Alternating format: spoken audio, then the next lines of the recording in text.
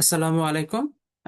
আজকে আলোচনা করব আমার লাস্ট যে এক্সাম ব্যাচটা ছিল সেখানে এক্সাম 16-র ফুল মডেল টেস্টের এই কোশ্চেনটা নিয়ে। তো এটা মেইনলি আসলে ভিকে মেহতার সম্ভবত কোন একটা চ্যাপ্টার থেকে দেওয়া, এখন আমার নাম্বারটা খেয়াল আসতেছে না, চ্যাপ্টার নাম্বারটা। তো প্রশ্নটা মোটামুটি সহজ, বাট প্রবলেম হচ্ছে এখানে আমাদের লোডের সাথে একটা আননোন সিনক্রোনাস মোটরের কনসেপ্টটা অ্যাড করে দিয়ে আমাদের একটু ঝামেলা লেগে গেছে। তো এখানে আমি কোশ্চেনটা পড়ি এবং কনসেপ্টটাকে সেটা একটু সহজে ব্যাখ্যা করার চেষ্টা করবো, যেটা নিয়ে সবার আসলে ঝামেলা ছিল যে সলিউশনটা দেখে অনেকে বুঝতে পারছিল না যে সলিউশনটা কিভাবে হলো। তো আমি এখানে হচ্ছে সেটা একটু সহজে বোঝানোর চেষ্টা করতেছি। তো বলতেছি এই লোড অফ এত, তার মানে এই যে এখানে যে একটা এক্সিস্টিং লোড আছে, তার পাওয়ার দেওয়া আছে, পাওয়ার ফ্যাক্টর দেওয়া আছে, এটা হচ্ছে লোডের পাওয়ার ফ্যাক্টর। আচ্ছা, supply by a three phase line. আচ্ছা, এখানে হচ্ছে এটা সলিউশনের পার্ট, বাট ট্রান্সমিশন লাইনের বেসিক যে ইকুইভ্যালেন্ট সার্কিট সেটা তো সবাই বুঝেন। পড়লেও আমরা এরকমই করতাম। এই যে এইটুকু হচ্ছে নর্মাল ট্রান্সমিশন লাইন, তার সাথে একটা সিনক্রোনাস মোটর অ্যাড করতে হবে, যেটা প্রশ্নে বলা আছে, আমি বলতেছি এখানে। তো এই থ্রি ফেজ লাইন এটা পার ফেজ সার্কিট। লাইনে বলতেছে মেইনটেইন করতে হবে 33 কেভি অ্যাট ইচ এন্ড, তার মানে এইখানেও 33 KV, line to line, phase হলে অবশ্যই 33/√3। এইখানেও আমাকে ওই 33/√3 করতে হবে। তাও কেন? কারেন্ট চলবে, দুই পাশে সেম ভোল্টেজ, তো অ্যাঙ্গেল অবশ্যই আলাদা হবে, যার ফলে কারেন্ট চলবে। কারণ আমাদের জানি যে এসি সার্কিটে শুধুমাত্র ভোল্টেজ ডিফারেন্স, মানে এক কথায় ভোল্টেজ সেম হলেই হবে না, অ্যাঙ্গেলও ডিফারেন্স থাকতে হবে, তবেই কারেন্ট চলবে। আর যদি ভোল্টেজ অ্যাঙ্গেল দুইটাই সেম হয়ে যায় তাহলে তো current zero. If the line resistance and reactance per phase আর এত, এটা ভ্যালু বলা আছে যে এত এত। Calculate the capacity of the synchronous condenser, এই সিনক্রোনাস কন্ডেন্সারের ক্যাপাসিটি আমাকে বের করে দেখাইতে হবে যে কত ক্যাপাসিটির সিনক্রোনাস কন্ডেন্সার নিলে এই ভোল্টেজ আর এই ভোল্টেজ সেম থাকবে। অ্যাঙ্গেল নিয়ে আমাদের আপাতত কোনো আইডিয়া নাই, অ্যাঙ্গেল কি হবে না হবে জানি না, ভোল্টেজের ভ্যালু সেম থাকবে বা অ্যাম্পলিটিউড সেম থাকবে। অ্যান্ড সিনক্রোনাস কন্ডেন্সারের যেহেতু কোনো পাওয়ার ফ্যাক্টর দেওয়া নাই, আমরা ধরে নিচ্ছি এটা হচ্ছে পিওর লিডিং নেচারের। তার মানে এ আসলে কোনো রিয়েল পাওয়ার নেবে না, টোটালটাই আমাদের রিয়াক্টিভ পাওয়ার নেবে। এবার এই জিনিসটাকে যদি আমরা ফেজর ডায়াগ্রামে কনভার্ট করে ফেলতে পারি, অথবা এর ফেজর ডায়াগ্রাম ড্র করে ফেলতে পারি, তাহলে কিন্তু আমাদের মোটামুটি আর কোনো ঝামেলা নাই, আমরা ম্যাথটা ইজিলি করে ফেলতে পারবো। তো ফেজর ডায়াগ্রাম ড্র করার আগে আমরা ইকুয়েশনটা লিখে ফেলবো, কারণ ইকুয়েশন বুঝতে পারলে ফেজর ডায়াগ্রাম ড্র করাটা সব থেকে সহজ হয়। সার্কিট থেকে ফেজর ডায়াগ্রামের চাইতে ইকুয়েশন থেকে ফেজর ডায়াগ্রাম করাটা সহজ। তাহলে দেখেন এখানে যদি আমরা সার্কিট হিসাব করি, কত আসে? ভি সরি ভি সমান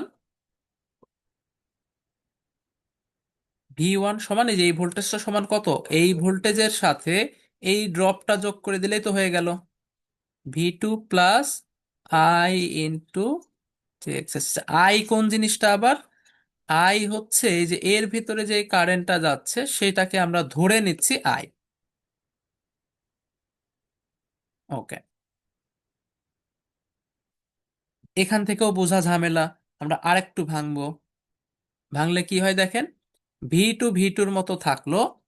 আই আসলে কি জিনিস? আই হচ্ছে I2 আর IM দুইজনের যোগফল।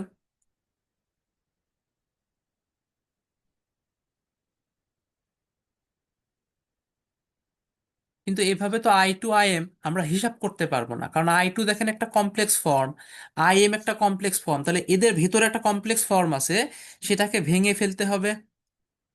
I2 কে যদি আমরা ভাঙি, দেখেন I2 যে কোনো কারেন্ট আসলে এরকম লেখা যায় না, রিয়েল পার্ট প্লাস মাইনাস যে ইমাজিনারি পার্ট, যে কোনো কমপ্লেক্স জিনিসকে এরকম ভেঙে ফেলা যায়। তো যেহেতু আমাদের এটা ল্যাকিং নেচারের, ভোল্টেজের অ্যাঙ্গেল যদি 0 ডিগ্রি হয়, কারেন্ট অবশ্যই কি, কারেন্টের অ্যাঙ্গেল কিন্তু নেগেটিভ টাইপ হবে। তাহলে আমরা এই প্লাস মাইনাসের জায়গায় মাইনাস দিয়ে দিতে পারি। আমরা এরকম লিখতে পারি যে I2 সমান IP মাইনাস JIQ, যেখানে IP বলতে I2 এর রিয়েল পার্ট বুঝতেছি, IQ বলতে I2 এর ইমাজিনারি পার্ট বুঝতেছি। এই যেটা যে IR IM লিখছিলাম, এখন এই IM লিখলে আবার এর সাথে মিলে যাবে বলে আমরা এইভাবে লিখতে পারি, তাহলে আমাদের ওই মেলার চান্সটা থাকবে না। তাহলে I2 কে এইভাবে ভেঙে ফেলা যায়। আর যে IM টা আছে, IM কে কিভাবে ভাঙা যায়? IM বলতেছি শুধুমাত্র পিওর লিডিং নেচারের, মানে এখানে কোনো রিয়েল পার্ট আমরা ধরতেছি না, যেহেতু পাওয়ার ফ্যাক্টর বলে নাই। সিনক্রোনাস কন্ডেন্সারকে আমরা একদম পিওর লিডিং নেচারের ধরে নিচ্ছি। তাহলে পিওর যদি লিডিং নেচারের হয় এবং এটা লিডিং নেচার, তাহলে ভোল্টেজ যদি 0 ডিগ্রি হয়, কারেন্ট পজিটিভ অ্যাঙ্গেলের হবে। অ্যান্ড আমরা জানি যে পিওর লিডিং মানে 90 ডিগ্রি লিডিং। তার মানে এটাকে লেখা যায় যে এটা আর এটা মিলে যাবে, এটাকে আমরা মান হিসাবে দিয়ে দিতে পারি। আর এটা ভাঙলে যে এটা পাওয়া যায়, এগুলা বাই ডিফল্ট মানই মিন করে। তাহলে দেখেন আই টু কে ভাঙলে এরকম পাওয়া যায়, আই এম কে ভাঙলে এরকম পাওয়া যায়। এখন এই দুইটার যোগফল, তাহলে এই দুইটা যদি যোগ করি, জিনিসটা অবশ্যই এরকম দাঁড়ায়, আইপি প্লাস জে ইন্টু, যেহেতু এর আগে প্লাস আছে এটা আগে আসবে, মাইনাস আই কিউ, এই গেল into R plus J x. এখনো অনেক জটিল, আমরা এই যে ভাঙাই ফেললে কিন্তু এটা দেখতে জটিল মনে হলেও ড্র যখন করা শুরু করব দেখবেন অনেক ইজি হয়ে যাবে। তাহলে এর সাথে এটার যোগ মানে গুণ করে দেন, তাহলে IP into R plus J IP into X plus J I M into R, যে এটা যেটা একসাথে আছে এটাকে আমরা একসাথেই রাখি, তাহলে আমাদের হিসাবটা সহজ হবে, নাহলে বারবার লেখা লাগবে, ইন্টু আর। আর এই যে জে এর সাথে জে গুণ করলে হয় জে স্কোয়ার, যেটা মাইনাস মিন করে, তাহলে এই যে মাইনাস আই এম মাইনাস, এই যে এইটাই হচ্ছে আমাদের ভি 1। এই ইকুয়েশনটা যদি আপনি এখন ড্র করে দেন, আপনার কিন্তু কাজ শেষ। এখন এইটা থেকে আমরা হচ্ছে ফেজর ডায়াগ্রাম ড্র করব। ভি 2 কে যেহেতু আমরা 0 ডিগ্রি বলতেছি, আমরা ভি 2 কে রেফারেন্স হিসাবে ধরবো। ধরে নিলাম এটা হচ্ছে ভি 2। এখন দেখেন আইপি ইন্টু আর, এটা কিন্তু রিয়েল পার্ট। রিয়েল পার্ট মানে এর অ্যাঙ্গেল আসলে 0 ডিগ্রি হয়, কারণ এই যে আইপি হচ্ছে আই 2 এর রিয়েল পার্ট। তো রিয়েল পার্ট যেটা থাকে সেটা আসলে ভি 2 এর সাথে ইন ফেজে থাকে অথবা 0 ডিগ্রিতে থাকে। তার মানে আইপি ইন্টু আর কিন্তু এই বরাবর থাকবে, এই যে এইখান থেকে এই লেন্থটুকু আসলে আইপি ইন্টু আর মিন করবে। ওকে, এবার জে আইপি ইন্টু এক্স, এই যে জে থাকার মানে বোঝাচ্ছে যে রেফারেন্স থেকে 90 ডিগ্রি পজিটিভ। পজিটিভ বলতে অ্যান্টি ক্লকওয়াইজ অথবা লিডিং বোঝায়। তাহলে আমাদের যে, এই যে এইটা মিন করবে হচ্ছে J IP into x. J যেহেতু আমরা অ্যাঙ্গেল দিয়েই দিচ্ছি রেফারেন্স থেকে, ফলে আমরা সাথে আর জে রাখার কোনো দরকার নেই, আইপি ইন্টু এক্স লিখলে চলতেছে, তাহলে আমাদের হিসাব করাটা সুবিধা হবে। সেম ভাবে এটাও আবার জে, তার মানে রেফারেন্স থেকে উপরের দিকেই থাকবে, আর যেহেতু যোগ হচ্ছে তাহলে এর মাথায় আমরা যোগ করে দিলেই চলতেছে। কোনটায়, যে এইটা এর মাথায় যোগ করে দেব। তাহলে এর মাথায় আমরা আরেকটা যোগ করে দিলাম, যেটা মিন করতেছে হচ্ছে I M minus I Q into আর।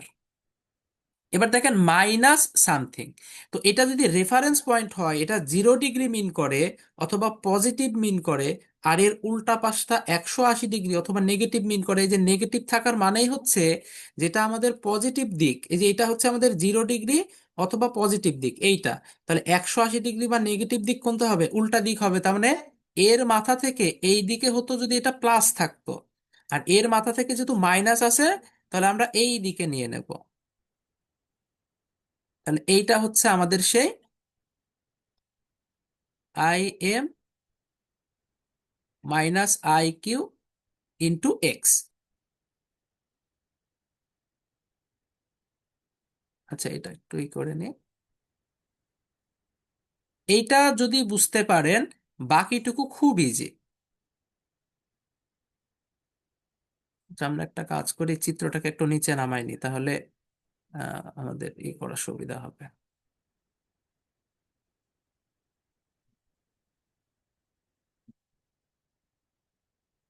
এই যে এইটুকু এটা মিন করতেছে। এবার আমরা মূল বিষয়ে আসি।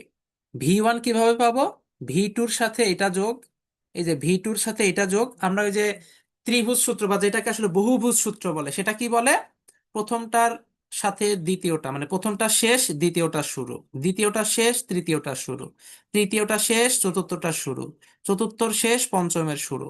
এই রকম ভাবে ড্র করার পর যেটা আমরা ফাইনাল পয়েন্ট পাবো আর ইনিশিয়াল পয়েন্ট ছিল, এই দুইটা যদি যোগ করে দিই, সেটাই হবে আমাদের ফাইনাল লব্ধি অথবা ফাইনাল সাম, সেটা কোনটা? এই যে ভিএ। তার মানে যে হোয়াইট যেটা পাচ্ছি সেটা হচ্ছে ভিএ। কিভাবে?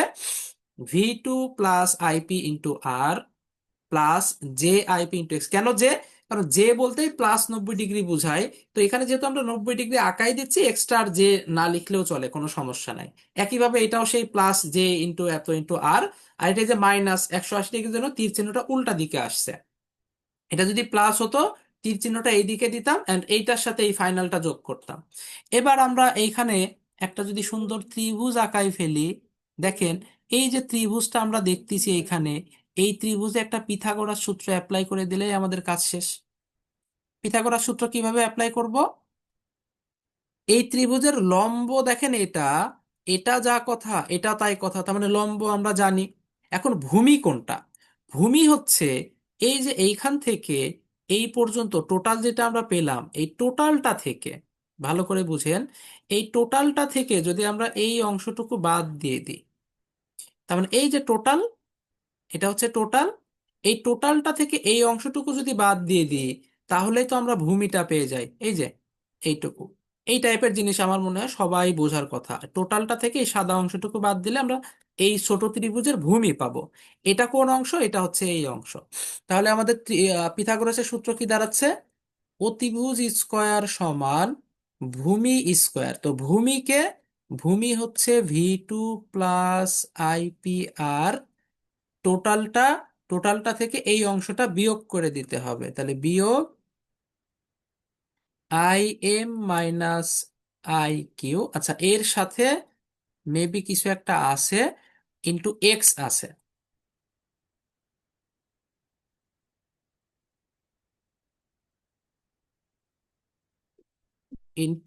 *X তার হোল স্কয়ার প্লাস ভূমি স্কয়ার গেল। অতিভুজ স্কয়ার সমান ভূমি স্কয়ার প্লাস লম্ব স্কয়ার। লম্ব কোনটা? এই দুইটা। তার মানে IPX প্লাস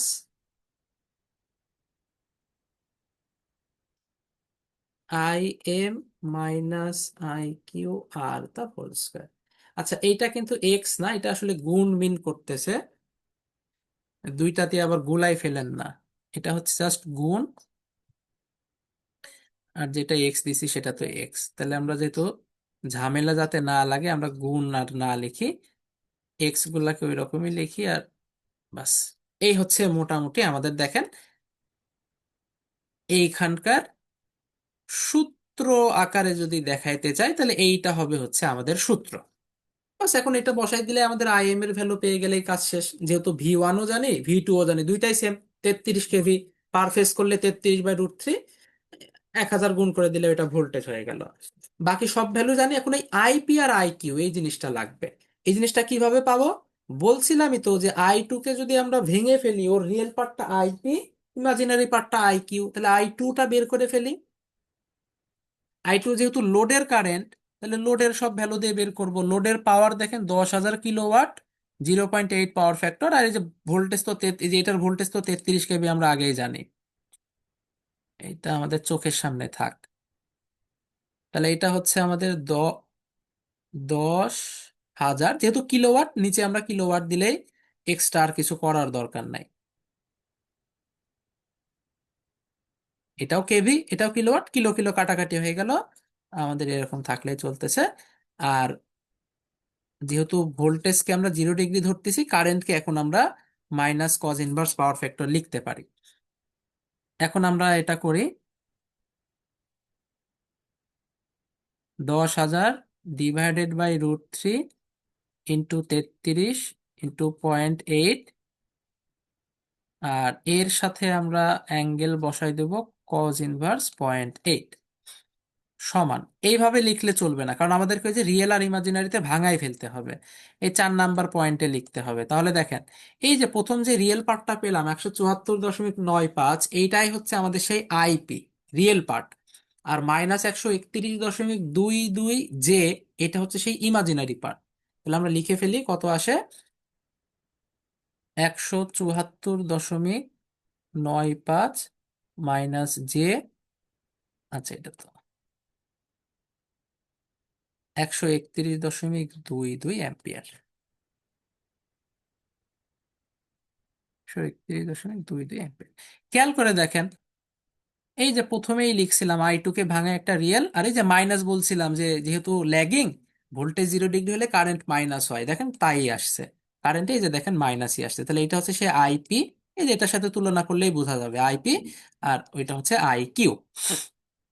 এখন আমরা দেখেন প্রত্যেকটা মান ধরে ধরে বসাই দেব। এই যে এখানে যে এক্সটা আছে, এক্স কিন্তু 10। আমরা এখানে দেখতে পাচ্ছি এক্স এর ভ্যালু কত, এই যে প্রশ্নে বলা আছে 10 ওহম, আর এর ভ্যালু কত, 5 ওহম। তার মানে সব ভ্যালু জানি, শুধুমাত্র আই এম এর ভ্যালুটা আমাদের কাছে আননোন। তার মানে এইটা যদি আমরা সলভ করি, ডিরেক্ট কার ভ্যালু পেয়ে যাব, ডিরেক্ট IM এর ভ্যালু পেয়ে যাব। তাহলে এবার আমি ধরে ধরে মানগুলা বসাই। V1 কিন্তু সেই 33,000 kV, তাহলে আমরা এটা 1 নাম্বার বানাই ফেলি। পার ফেজ করতে হবে অবশ্যই। 33,000 ডিভাইডেড বাই √3 তার হোল স্কোয়ার সমান, লোডের ভোল্টেজও 33 kV রাখতে হবে, এটা প্রশ্নেই বলা আছে।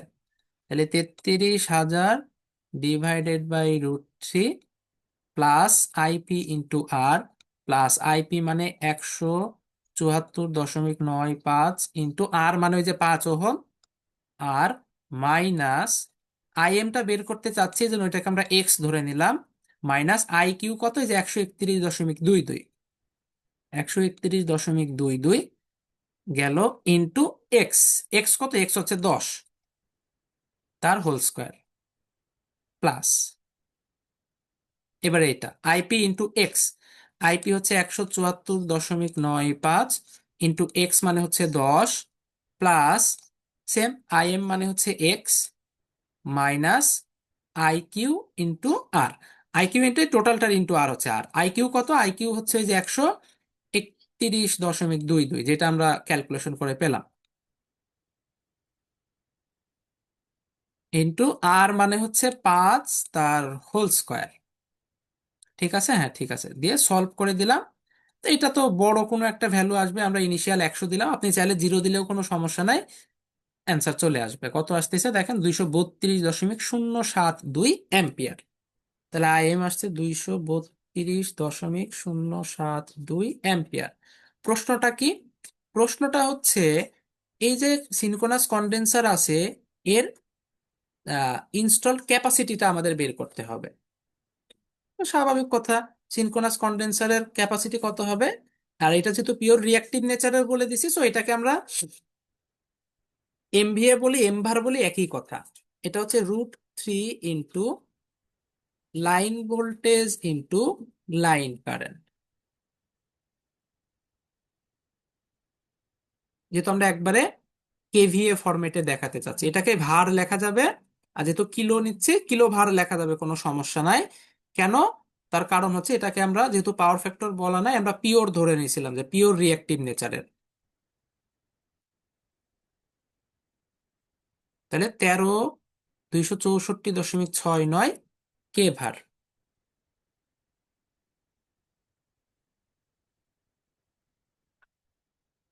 অথবা KVA ও লিখতে পারেন, কোনো সমস্যা নাই। তো এই হচ্ছে মোটামুটি এই ম্যাথটার সমাধান। এখানে আরেকটা এডিশনাল কোশ্চেন আছে, বলতেছে যে রেজাল্ট একটু কমেন্ট করো। তো এই কমেন্টটা আসলে কি, আমি একটু, এখানে বলা আছে, আমি শর্টকাট একটু বলে দিই যে আসলে কমেন্টটা কি বলতেছে।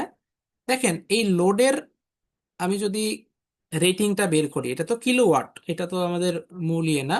রেটিং বলতে আসলে KVA রেটিংটা কত, সেটা যদি বের করি, যে বাই 0.8 করলে দেখেন আসতেছে কত, 125, আচ্ছা, মানে 12,500 KVA। MVA যদি করি, ভাগ ধরেন 1,000 করে দিলাম, আর একটু সুন্দর হবে, 12.5 MVA।